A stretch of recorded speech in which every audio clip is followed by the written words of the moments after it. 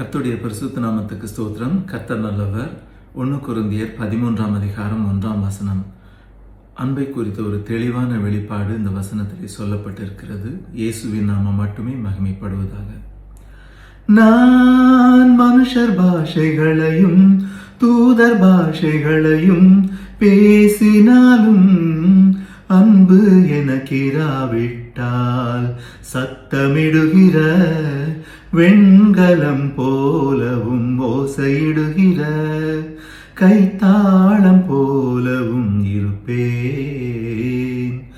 நான் மனுஷர் பாஷைகளையும் தூதர் பாஷைகளையும் பேசினாலும் அன்பு எனக்கிராவிட்டால் சத்தமிடுகிற வெண்கலம் போலவும் ஓசையிடுகிற கைத்தாளம் போலவும் இருப்பேன். கர்த்தர் நல்லவர்.